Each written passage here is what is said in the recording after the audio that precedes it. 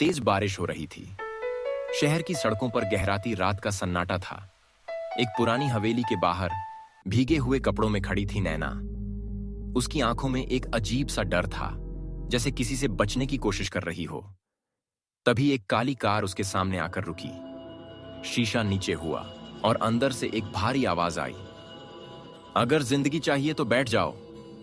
नैना ने घबरा कर देखा, लेकिन उसके पास और कोई चारा नहीं था। वह कार में बैठ गई। कार के अंदर बैठा शख्स था रुद्र, एक रहस्यमयी आदमी जिसकी आंखों में गहराई भी थी और अंधकार भी। नैना अभी भी डर में थी। कार आगे बढ़ रही थी और उसके दिमाग में हजारों सवाल थे। अचानक उसने रुद्र के हाथों पर खून के धब्बे देखे। तुम कौन हो और तुम्हारे हाथ पर यह खून क्यों है? नैना ने हकलाते हुए पूछा। रुद्र ने हल्की मुस्कान के साथ कहा, कभी कभी कुछ सवालों के जवाब जानना जान से हाथ धोने के बराबर होता है। नैना ने महसूस किया कि वह किसी बहुत बड़े खतरे में फंस चुकी है। रुद्र नैना को एक सुनसान हवेली में ले गया। अंदर का माहौल अजीब था। दीवारों पर पुराने खून के धब्बे, टूटी हुई खिड़कियां और हर जगह अंधेरा। तुम यहां क्या कर रहे हो? मुझे जाने दो, नैना ने चिल्लाते हुए कहा। रुद्र ने उसकी ओर देखा और धीरे से कहा, तुम अब इस खेल का हिस्सा बन चुकी हो। यहां से भागना अब तुम्हारे बस की बात नहीं। नैना की धड़कनें तेज हो गईं। रात के सन्नाटे में जब हवेली की खिड़कियों से चांद की हल्की रोशनी अंदर आ रही थी, नैना ने पहली बार रुद्र को ध्यान से देखा। उसकी आंखों में एक अजीब सी तकलीफ थी, जैसे वह खुद भी किसी जाल में फंसा हो। तुम्हारी आंखें बता रही हैं कि तुम मुझसे कुछ छिपा रहे हो, नैना ने धीरे से कहा। रुद्र ने गहरी सांस ली और कहा, कभी कभी किसी से मोहब्बत करना सबसे बड़ा जुर्म होता है। नैना समझ नहीं पा रही थी कि यह आदमी कौन है, लेकिन उसके दिल में अजीब सा खिंचाव महसूस हो रहा था।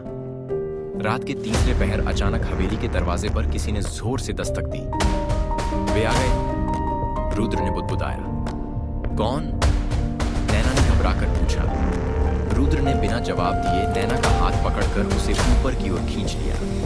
नीचे हवेली के दरवाजे पर कुछ नकाबपोश लोग खड़े थे। रुद्र नैना को हवेली की छत पर बने एक गुप्त कमरे में ले गया। यहीं रुको, कोई भी आवाज मत करना, उसने फुसफुसाते हुए कहा। नीचे से धमाकों की आवाजें आ रही थी, जैसे कोई जबरदस्ती अंदर घुसने की कोशिश कर रहा हो। नैना की सांसें तेज हो गईं। वह सोच रही थी, मैं यहां क्यों हूं? क्या मैं किसी जाल में फंस गई हूं? रुद्र ने नैना को देखा और कहा, अब वक्त आ गया है कि तुम सच्चाई जानो।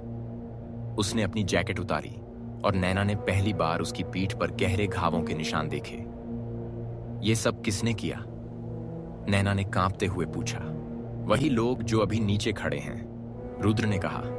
यह खेल बहुत पहले शुरू हुआ था और अब इसका अंत होने वाला है। नीचे से अचानक गोलियों की आवाज आई।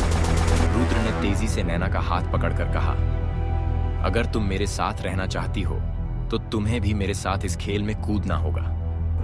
नैना की आंखों में आंसू आ गए। क्या तुम मुझसे प्यार करते हो? उसने थरथराती आवाज में पूछा। रुद्र ने पहली बार उसकी आंखों में सीधे देखा और कहा, मोहब्बत और मौत के बीच सिर्फ एक कदम का फासला होता है। तुम्हें तय करना है कि तुम कहां खड़ी हो। हवेली के बाहर खड़े नकाबपोशों ने अपनी बंदूकों की नोक दरवाजे पर रख दी। अंदर छिपी नैना की सांसें तेज हो गईं। रुद्र ने उसके कंधे पर हाथ रखा और फुसफुसाया, डरो मत, मैं तुम्हें कुछ नहीं होने दूंगा। नैना की आंखों में सवाल थे। तुम आखिर हो कौन और ये लोग हमें क्यों मारना चाहते हैं? रुद्र ने गहरी सांस ली। यह कहानी बहुत पुरानी है नैना, और इसका अंत या तो मौत है या इश्क। रुद्र ने नैना को हवेली के सबसे गहरे तहखाने में ले जाकर एक पुरानी पेटी खोली। उसमें कुछ पुराने खून से सने कागज, एक टूटे हुए पायल और एक लड़की की फोटो थी। ये कौन है? नैना ने कांपते हुए पूछा। रुद्र की आंखों में नफरत और दर्द उतर आया। ये मेरी बहन थी और इसे उन्हीं लोगों ने मारा जो अब हमें मारने आए हैं। नैना का दिमाग सुन्न हो गया। मतलब तुम बदला लेने आए हो? रुद्र ने धीरे से कहा। हाँ, और अब तुम भी इस लड़ाई का हिस्सा बन चुकी हो। नैना को अब तक समझ आ चुका था कि रुद्र सिर्फ एक साधारण आदमी नहीं, बल्कि मौत के साथ खेलता एक खतरनाक इंसान था। लेकिन फिर भी उसका दिल उसकी ओर खींच रहा था कि मुझे तुम्हारे लिए कुछ महसूस होने लगा है, तो क्या तुम यकीन करोगे? नैना ने कांपती आवाज में पूछा। रुद्र ने उसकी आंखों में देखा और हल्का मुस्कुराया। मोहब्बत करना मेरी फितरत नहीं, लेकिन तुम्हें खोने का ख्याल तक मुझे डराने लगा है। दरवाजे का ताला टूट चुका था, नकाबपोश अंदर घुस चुके थे, गोलियां चलने लगी। रुद्र ने नैना को पीछे खींचा और खुद सामने आकर लड़ने लगा। चारों तरफ चीख पुकार मच गई। रुद्र ने 2 लोगों को मार गिराया, लेकिन तभी एक गोली उसके कंधे में आकर लगी। रुद्र! नैना ने चिल्लाते हुए उसे संभालने की कोशिश की। भागो नैना! रुद्र ने दर्द से कराहते हुए कहा। लेकिन अब नैना भागने वालों में से नहीं थी। उसने पहली बार एक बंदूक उठाई और रुद्र का साथ देने के लिए तैयार हो गई। खून से सने फर्श पर बैठे रुद्र और नैना ने एक दूसरे की ओर देखा। मौत के साए में भी उनके दिल एक दूसरे के लिए धड़क रहे थे। रुद्र ने थकी हुई आवाज में कहा, शायद हम एक साथ इस दुनिया में नहीं रह सकते नैना, लेकिन अगर दूसरा जन्म हुआ तो मैं तुम्हारा इंतजार करूंगा। नैना की आंखों से आंसू गिर पड़े। और अगर जन्म ना हुआ तो? रुद्र ने हल्की मुस्कान के साथ कहा, तो यह इश्क अधूरा ही सही, लेकिन अमर रहेगा। रुद्र की सांसें तेज चल रही थीं। कंधे से बहते खून ने उसकी शर्ट को पूरी तरह भिगो दिया था। नैना ने अपने दुपट्टे को फाड़कर उसके घाव पर बांधने की कोशिश की। रुद्र, तुम्हें कुछ नहीं होगा। नैना की आंखों में आंसू थे। रुद्र ने उसकी हथेली थाम ली। नैना, अगर कुछ हो जाए तो वादा करो कि तुम खुद को इस लड़ाई में मत झोंकना। तुम्हें जिंदा रहना है। नैना ने गुस्से से उसकी बात काट दी। अगर तुम नहीं रहे तो मेरे जीने का क्या मतलब? दरवाजे पर फिर से धमाके हुए। नकाबपोशों ने पूरी हवेली को घेर लिया था। हमें बाहर निकलना होगा, वरना ये हमें जिंदा नहीं छोड़ेंगे। रुद्र ने हिम्मत जुटाई और दीवार के सहारे खड़ा हो गया। नैना ने उसे सहारा दिया। हम एक साथ बाहर चलेंगे। रुद्र ने एक पल उसे देखा, फिर सिर हिलाया। सीढ़ियों पर खड़े होते ही गोलियां उछल पड़ी। रुद्र ने नैना को पीछे किया और खुद आगे बढ़कर दुश्मनों से लड़ने लगा। नैना ने पहली बार बंदूक उठाई और एक नकाबपोश पर गोली चलाई। वह वहीं ढेर हो गए। एक एक कर रुद्र और नैना ने सारे हमलावरों को गिरा दिया। लेकिन तभी पीछे से किसी ने गोली चलाई। गोली नैना के सीने में लगी। नैना जमीन पर गिर पड़ी। रुद्र उसकी तरफ भागा। उसका पूरा शरीर कांप रहा था। नहीं, नैना! वह चिल्लाया। नैना की आंखों में दर्द था, लेकिन चेहरे पर हल्की मुस्कान। रुद्र, इश्क कभी अधूरा नहीं रहता। बस कभी यह मिलन में पूरा होता है तो कभी कुर्बानी में। रुद्र की आंखों से आंसू बहने लगे। उसने नैना को अपनी बाहों में लिया। नैना, तुम कुछ नहीं कहोगी, मैं तुम्हें बचा लूंगा। नैना ने उसकी हथेलियां थामी, फिर धीरे धीरे उसकी आंखें बंद हो गईं। नैना की मौत के बाद रुद्र ने दुश्मनों से अपना बदला लिया, लेकिन उसकी जिंदगी से अब कोई मकसद खत्म हो गया था। कुछ हफ्तों बाद रुद्र एक पुराने मंदिर की सीढ़ियों पर बैठा था।